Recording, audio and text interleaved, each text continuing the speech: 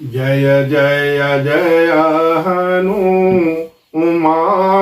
गोसाई, कृपा करहूँ गुरुदेव की नाई। श्री राम जय राम, जय जय राम। श्री राम जय राम, जय जय राम। देवाधिदेव भगवान महादेव के चरणों में साष्टांग दंडवत। कलि पावना अवतार पूज्यपाद गोस्वामी तुलसीदास जी के चरणों में बार बार वंदन। बहुत ही पावन प्रसंग भगवान श्री राम की अमृतमयी कथा जो सभी सुमंगलों को प्रदान कर देने वाली है, के अंतर्गत आज हम सब मंदोदरी द्वारा रावण को समझाना और भगवान श्री राम की महिमा बताना जैसे प्रसंग पर चर्चा करके मन वाणी को पवित्र करेंगे। श्री राम जय राम, जय जय राम। श्री राम जय राम, जय जय राम। बहुत ही पावन प्रसंग है। भगवान श्री राम अनुज लक्ष्मण जी, सुग्रीव, विभीषण, अंगद, नल नील आदि बादलों के साथ दल बल के साथ सुबेल पर्वत पर समुद्र पार करके सुबेल पर्वत पर डेरा डाल दिए हैं। और जैसे ही यह समाचार मंदोदरी को मिलता है, जो रावण की पत्नी है, भगवान श्री राम के ऐश्वर्य का उसे पता है, वह मंदोदरी जैसे ही अपने कानों से सुनती है कि प्रभु समुद्र पर पुल बधा करके इस पार सुबेल पर्वत पर आ चुके हैं, मंदोदरी के हृदय में चिंता होती है और वो अपने प्राणपति जो रावण हैं उनको समझाने का प्रयास करती है, क्योंकि पत्नी है। वह मंदोदरी जानती है कि मेरा कर्तव्य है कि कुमार्ग पर जो मेरे पतिदेव चल रहे हैं वह अच्छा नहीं है, उसको भगवान श्री राम के चरण के प्रति लगा दें, जिससे कि मंदोदरी का सुभाग जो है वह सुरक्षित रहे, अचल रहे। और मंदोदरी बार बार रावण को समझाती है, लेकिन महाअभिमानी रावण जो मोह का प्रतीक है वह समझने को तैयार ही नहीं है। मंदोदरी समझाती है कि जो प्रभु समुद्र पर पुल बांध दिए, दल बल के साथ सुबेल पर्वत पर उतरे हैं, वो साधारण मनुष्य नहीं है, वह भगवान हैं। और जो अतिबल मधु कैटभ जेहि मारे, महावीर दिति सुत संहारे, जेहि बलि बाधि सहज भुज मारा, असो अवतरे वो हरन भव भारा। जेहि जो प्रभु जो अतिबल है, मधु कैटभ विष्णु रूप में अवतार लेकर के जो महान दैत्य मधु और कैटभ को मारे हैं, और जो प्रभु वराह और नृसिंह रूप धारण करके दिति के सूरवीर पुत्रों को, हिरण्याक्ष को वराह रूप पकड़ करके और नृसिंह भगवान का रूप पकड़ करके हिरण्यकश्यप का संहार किए हैं, वही प्रभु परशुराम के अवतार में आकर के सहस्त्रबाहु का संहार किए, वही प्रभु श्री राम के रूप में प्रकट हुए हैं। अतिबल जेहि मधु कैटभ जेहि मारे, महावीर दिति सोत संहारे, जेहि बलि बाधि सहस भुज मारा, असो अवतरे वो हरन मही भारा। वामन अवतार में बलि को बांध लिए थे, परशुराम अवतार में सहस्त्रबाहु का संहार किए थे। दिति के महान सूर पुत्रों हिरण्याक्ष और हिरण्यकश्यप को वही प्रभु वराह और नृसिंह रूप धारण करके संहार किए थे। वही प्रभु पृथ्वी का भार हरण करने के लिए राम के रूप में अवतीर्ण हुए हैं। रावण की पत्नी मंदोदरी प्रभु के इस ऐश्वर्य को दिखा करके रावण को समझाती है, अब आपका चौथापन आ चुका है, आप जो भी इच्छा व्यक्त किए वह सब आपने कर लिया। अब यह राज अपने पुत्र को समर्पित करके भगवान श्री राम के चरण कमलों का भजन करने के लिए वन में हम दोनों चले चले। राम ही सौंपिस जानकी जाहि कमल पदनाथ। असुत सुत को राज ही जो राज है वो सुत को समर्पित करके जाहि भजऊ रघुनाथ। राम ही सौंपी जानकी जाहि कमल पदनाथ। और इस तरह से मंदोदरी उन्हें समझाती है कि नीति कहती है कि चौथेपन में भगवान का भजन करना चाहिए। और भगवान का भजन जो प्रभु सृष्टि का रचना करने वाले हैं, पालन करने वाले हैं, संहार करने वाले हैं, वही प्रभु आप पर दया करने के लिए यहाँ पर आए हैं। आप उनके शरण में चले जाइए। वह प्रभु दीन दयालु हैं, कृपा सिंधु हैं, वह आपको अभय दान दे देंगे और इस तरह मेरा सुहाग जो है वह अचल रहेगा। लेकिन महाअभिमानी रावण इन सब बातों पर ध्यान नहीं देता है, बल्कि अपने ही निज भुज बल का बखान करता है, अपने ही महिमा को गान करता है और कहता है, मंदोदरी तुम रावण की पत्नी हो, चिंता मत करो। मंदोदरी मन में सोचती है, कैसे न चिंता करूं। अरे भगवान श्री राम के अनुज लक्ष्मण जी ने जो एक रेखा खींच दिया था, तुमने उस रेखा का भी पार नहीं किया। तुम्हारे और प्रभु श्री राम में वैसे ही अंतर है जैसे जुगनू और सूर्य में।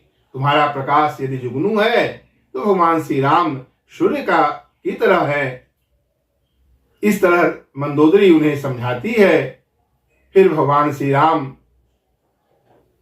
वहां सुवेल पर्वत पर विश्राम की मुद्रा में हैं, अपना सिर सुग्रीव की गोद में रखे हैं और कान के समीप विभीषण जी हैं। दाहिने पांव की सेवा युवराज अंगद जी और बाएं पांव की सेवा बड़भागी हनुमान जी कर रहे हैं। बड़भागी अंगद हनुमाना चरण कमल चापत विधि नाना। और इस तरह से लक्ष्मण जी प्रभु के पीछे विरासन स्थिति में धनुष बाण तर्कस में रख करके वह विरासन की स्थिति में प्रभु की सेवा में लगे हैं। भगवान श्री राम चंद्रोदय वर्णन करते हैं, सबसे पूछते हैं, सब अपने अपने मति के अनुसार बताता है कि चंद्रमा में दाग कैसा है। हनुमान जी के हृदय में सदैव सीता राम लक्ष्मण जी निवास करते हैं और राम के चरित्र को सुनकर आनंदित होते हैं। भगवान के पावन नाम का जप करते हैं हनुमान जी प्रभु के अनुकूल प्रसन्न करने वाली बातें कहते हैं कि वह चंद्रमा है प्रभु आपका प्रिय दास है और आपकी जो सांवली मूर्ति है उस वही सांवला जो है वह उसमें भासता है। हनुमान जी की बातों को सुनकर प्रभु मुस्कुराते हैं। फिर दक्षिण दिशा की तरफ उनकी दृष्टि जाती है, जहां पे बिजली जैसी चमक है और बादलों की जो गर्जना है मधुर मधुर, वह ध्वनि आवाज आ रही है। बादल घुमड़ घुमड़ करके मानो ओला वृष्टि करने वाले हैं। इन दृश्यों को देखकर हमारे श्री राघव सरकार जी विभीषण जी से पूछते हैं। विभीषण जी यथार्थ का वर्णन करते हैं कि प्रभु आप अंतर्यामी हैं, सब कुछ जानते हैं। वह छत्र मेघडंबर जो काला छत्र है ऊपर, वही बादल जैसी लग रहा है। और जो रावण वहां नृत्य देख रहा है, मनोरंजन कर रहा है शिखर के ऊपर, वहां उसके मृदंग की ध्वनि बादलों की गर्जना सुनाई जैसी दिख रही है। और जो रावण की पत्नी मंदोदरी के जो कर्णफूल है वह हिल रहे हैं, मानो बिजली चमक रही है। और इस तरह भगवान श्री राम समझ जाते हैं कि रावण का अभिमान है। अचाप चढ़ाई बाण संधाना, समझिए अभिमाना, रावण के अभिमान को समझ करके भगवान श्री राम अपने बाण का संधान करते हैं और यह राघव सरकार द्वारा रावण पर पहला वार हुआ। इस तरह छत्र मुकुट ताटंक तब हते एक ही बाण, असब के देखत मही परे मरमुन को जान। छत्र मुकुट और कर्णफूल यह सब एक ही बाण से कटकर गिर गए और इस रहस्य को किसी ने नहीं जाना। मरमुन को जान। और इस तरह यह कौतुक करके, यह खेल करके भगवान श्री राम का जो बाण है वह आप वापस तरकस में घुस गया और इस रहस्य को वहां कोई नहीं देख पाया। और इस तरह उस रावण की सभा में जो मनोरंजन कर रहा था, आनंद ले रहा था, उस रंग रस में भंग जैसे पड़ गया। अस कौतुक कर राम शर प्रवशं आए निसंग, ऐसा करके वह बाण वापस भगवान के तरकस में आ घुसा और देखी महारस भंग। सभी भयभीत हो गए। रावण की सभा में बैठे सभी लोग इस घटना को देख करके सब भय से भर गए कि किसी ने कोई नहीं देखा, न पृथ्वी हिली, न विशेष आंधी ही चला, अस्त्र शस्त्र भी नेत्र से कहीं दिखाई नहीं दिया। यह कैसे हो गया? सब लोग अपने अपने हृदय में इन बातों को समझ करके, सोच करके भय से व्याकुल हुए जा रहे हैं। कंपन न मरुत विशेखा, कंपन भूमि न मरुत विशेखा, शस्त्र अस्त्र कछु नयन न देखा। और कोई ने नहीं देखा। और इसको देखकर कि सभा में सभी लोग भय में हैं, रावण उस भय को हटाने के लिए युक्ति बना करके अपने वचन को बोलता है, जिससे सभी लोगों के हृदय में जो डर है वह हट जाए। सिरौ गिरे संतत शुभ जाहि, सब लोग समझ गए कि यह महा अपशगुन हुआ है। छत्र मुकुट और मंदोदरी का कर्णफूल कटके गिरना मानो उन सबके लिए जो रावण की सभा में बैठे थे महा अपशगुन का संकेत है। तो रावण कहता है सिरौ गिरे संतत शुभ जाहि, मुकुट परे कस असगुन ताहि। जिनके लिए सिरों का गिरना भी, लगातार जो सिर कटके गिरते हैं वह भी शुभ है, तो मुकुट का गिरना कैसे अपशगुन हुआ? रावण अपने बातों से सबको समझाने का प्रयास करता है, महाभिमानी है। लेकिन मंदोदरी जो है वह चिंतित हो जाती है, वह समझ रही है और पूरी तरह फिर मंदोदरी द्वारा द्वितीय प्रबोधन रावण को समझा रही है। मंदोदरी सोच उर बसऊ, अजब ते सवन पोर मही खसओ। जब से कान का जो कर्णफूल पृथ्वी पर कटके गिरा, तब से मंदोदरी के हृदय में और अत्यधिक सोच हो गया। मंदोदरी सोच और बसऊ, जब ते सवन पोर मही खसओ। और वह मंदोदरी समझाती है कि हे प्राणपति, आप राम से विरोध न कीजिए। कंत राम विरोध परिहर हूँ, अजानी मनुज जन हठ मन धर हूँ। मनुष्य जान करके मन में हठ मत धारण करिए, वह साधारण मनुष्य नहीं है। जय जलनाद बधायु हेला, उतरे प्रभु दल सहित शबेला, सहित सुबेला। जो प्रभु दल के साथ सुबेल पर्वत पर उतर गए जहां काल का पहरा है, ऐसे प्रभु को जो समुद्र को बांध दिए। आपने भी सोचा था हे प्राणपति कि समुद्र पर पुल का निर्माण करेंगे, पर आप नहीं कर सके, और वही प्रभु श्री राम पुल का निर्माण करके दल बल के साथ, सेना के साथ सुबेल पर्वत पर आकर के डेरा डाल दिए हैं। वह साधारण मनुष्य मत समझिए। इस तरह मंदोदरी के हृदय में अत्यधिक सोच है और वह बार बार रावण को समझाती है कि राम से विरोध त्याग दीजिए, शत्रुता उनसे करनी चाहिए जिनसे आप बुद्धि बल में जीत सकें। वह अजय हैं, जीत को सकई अजय रघुराई। वह अजय हैं, आप उनके शरण में जाइए। वह भगवान श्री राम मनुष्य रूप में सारे चराचर जगत में व्याप्त हैं। वह विश्व रूप हैं। विश्वरूप रघुवंश मणि, करहु बचन विश्वासु। विश्वरूप रघुवंश मणि, करहु बचन विश्वासु। अलोक कल्पना वेद कर, अंग अंग प्रतिजासु। वह विश्वरूप सारे विश्व में जो प्रभु व्याप्त हैं, वह रघुकुल मणि श्री राम जी हैं। विश्वरूप रघुवंश मणि, करहु वचन विश्वासु।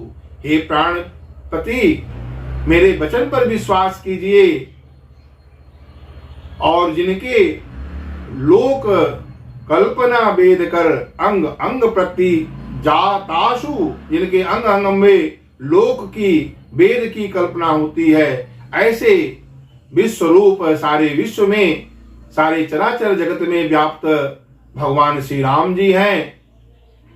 मेरे वचन पर विश्वास कीजिए।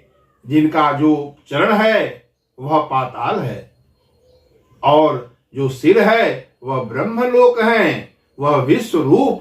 इस तरह मंदोदरी जो रावण की पत्नी है, भगवान श्री राम के विराट स्वरूप का वर्णन करती है, श्री राम की महिमा गाती है कि मेरे पति शायद इन बातों को सुन करके सद्बुद्धि आ जाए और कुमार्ग से हटकर सन्मार्ग पे उनका पांव चलने लगे, और मेरा भी कल्याण हो जाए, सभी का कल्याण हो जाए। मंदोदरी अपने पुत्रों की भी चिंता करती है, अपने पति की चिंता करती है, अपने कुल खानदान की चिंता करती है, और वह बार बार समझाती है कि पद पाताल शेष धामा, अपर लोक अंग अंग विश्रामा। अभृगुट विलास भयंकर काला, भृगुट विलास भयंकर काला। अनयन दिवाकर कच घन माला, पद पाताल शीश धामा। जिनके विश्वरूप भगवान श्री राम का जो चरण है वह पाताल है, और जो सिर है वह ब्रह्मलोक है, और उनके अंग अंग में, सारे अंग में अपर लोक अंग अंग विश्रामा, सारी स्थिति है। ऐसे चराचर जगत में व्याप्त विश्वरूप रघुवंश मणि श्री राम जी हैं, जिनके भृगुट का संचालन जो है वह महाभयानक काल है, और जो बादलों का समूह है वह उनके बाल हैं, नेत्र जो हैं वह सूर्य और चंद्रमा हैं। ऐसे भगवान जो विश्व रूप हैं उनका महिमा गान करती है मंदोदरी रावण के समक्ष उपस्थित होकर के। भृकुटी विलास भयंकर काला, अनयन दिवाकर कच घन माला। नयन दिवाकर कच घन माला, जासु घान अश्वनी कुमारा। अनिशय दिवस निमेषय पारा, और उनकी नासिका जा अश्वनी कुमार हैं। सुनी कुमारा, दिन और रात मानो पलकों का खुलना और बंद होना है, ऐसे विश्वरूप विराट स्वरूप में स्थित भगवान श्री रामचंद्र जी हैं।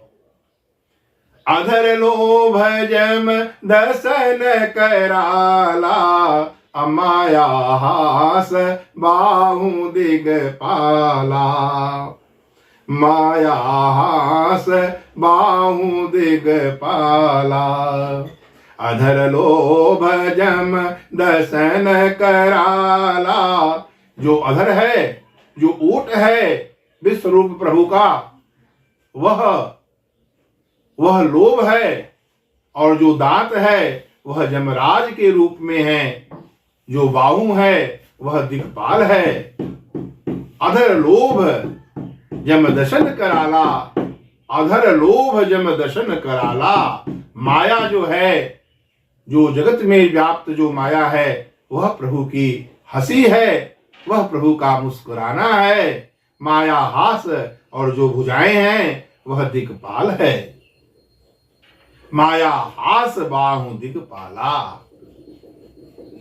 अश्रवण दिशा दस वेद बखानी, अमारुत श्वास निगम निजगानी। जो श्रवण दिशा, जो 10 दिशाएं हैं वह कान है, ऐसा वेद वर्णन करते हैं। और जो वाणी है वेद की वाणी है। मारुत जो हवा है वो श्वास है। और रोम राजे अष्टादश भारा, अस्ति शैल सरितानस जारा। और जो रोमावली है विश्वरूप भगवान श्री राम का, वह 18 प्रकार की असंख्य वनस्पतियां हैं। रोम राजे अष्टादश भारा, अस्ति शैल सरितानस जारा। जो अस्थियां हैं वह मानो शैल पर्वत के समान पर्वत हैं, और जो नदियां हैं वह मानो नश है, नशों का है। अस्ति शैल सरितानस जारा। इस तरह मंदोदरी भगवान श्री राम के विश्व रूप का बखान करती है। रोमराज अष्टादश भारा, और अस्ति शैल सरिता नस जारा।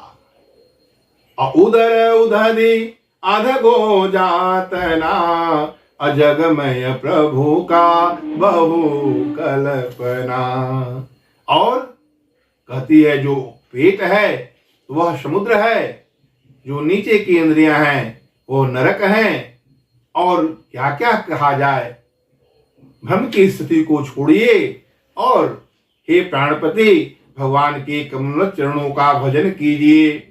अहंकार शिव बुद्धि अज, शशि मन चित्त महान। अहंकार शिव बुद्धि अज, शशि मन चित्त महान। अमनुज रूप सचराचर, रूप राम भगवान। अहंकार भगवान शिव हैं, बुद्धि भगवान ब्रह्मा हैं, और मन जो है वह चंद्रमा है, और महान जो विष्णु हैं वह चित्त हैं। इस तरह अहंकार, बुद्धि, मन और चित्त ये क्रमशः भगवान शंकर, भगवान ब्रह्मा, भगवान चंद्रमा और भगवान विष्णु हैं। और वही प्रभु सारे चराचर जगत में विश्व रूप में सब में व्याप्त रहने वाले शांत सनातन अप्रमेय निष्पाप मोक्ष रूप परम शांति देने वाले हैं। काल रूपी मत वाले हाथी के लिए सिंह के समान है, भव के भय का हरण करने वाले हैं, और कमल के समान विशाल नेत्र हैं, निर्गुण और निर्विकार हैं। ऐसे जलयुक्त मेघ के समान सुंदर श्याम शरीर है। वही प्रभु राम के रूप में सारे जगत में मनुष्य रूप में प्रकट हुए हैं। अहंकार शिव बुद्धि यज शशि मन चित्त महान अमनुज रूप सचराचर रूप राम भगवान। और इस तरह मंदोदरी कहती है अपने हे प्रभु, हे प्राणपति, हृदय में विचार करके जो प्रभु से वैर, जो दुश्मनी की है, उसका त्याग कीजिए और अचल होई अहिवात। अस विचार सुनु प्राणपति प्रभु सन वैरु बिहाई। प्रभु के साथ जो वैर है उसका त्याग कर दीजिए, मेरी बातों पर विश्वास कीजिए। वह विश्व रूप रघुवंश मणि है, उनका भजन कीजिए। रावण जो महाभिमानी मोह का प्रतीक है, वह अज्ञान का प्रतीक है, वह रावण समझने वाला नहीं है। उस रावण को उनके गुरु भगवान शंकर भी हनुमान जी के रूप में समझाए थे कि मोह मूल बहुशूल प्रद त्यागऊ तम अभिमान भजऊ राम रघुनायक कृपा सिंधु भगवान। उस समय भी नहीं समझा रावण। आज मंदोदरी भी अपने कर्तव्य का पालन करते हुए उन्हें समझाने का सार्थक प्रयास करती है, लेकिन महाअभिमानी रावण समझता ही नहीं है, सुनने को तैयार नहीं है। और वह कहता है मंदोदरी, तुम शत्रु के बहाने मेरा ही महिमा का मानो वर्णन की हो। और वह रावण कहता है कि स्त्री सदैव डरपोक होती है और 8 अवगुण सदैव उनके हृदय में रहता है। साहस अमृत चपलता माया भय अविवेक अशौच अदाया। और वह मंदोदरी बार बार समझ जाती है कि रावण नहीं समझ रहा है, तो अपने मन में वह निश्चय या धारणा बैठा लेती है मंदोदरी कि लगता है पियहूं काल वश मति भ्रम भयहू।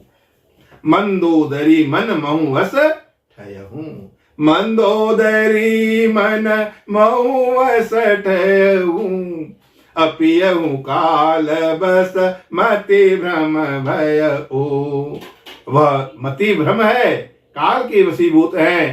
रावण काल के वश में है और वह मति भ्रम है, वह समझने वाला नहीं है। इस तरह मंदोदरी भगवान राघव सरकार की महिमा का गान करती है, अपने कर्तव्य का पालन करती है। हम सभी भी भगवान के इस ऐश्वर्य को समझ करके अपने मन को भगवान के कमलों चरणों में लगा दें।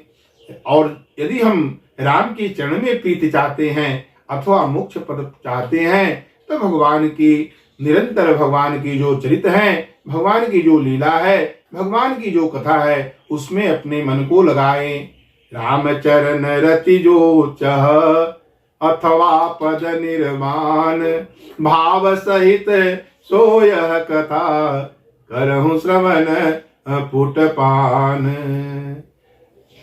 इस तरह भगवान का पावन नाम श्री राम जय राम जय जय राम। इस तरह मंदोदरी रावण को बार बार समझाती है और श्री राम की महिमा का गान करती है, लेकिन रावण नहीं समझता। इस प्रसंग पर चर्चा किए बहुत ही आनंदित मन हुआ। आइए भगवान का पावन नाम श्री राम जय जय राम, श्री राम जय जय राम।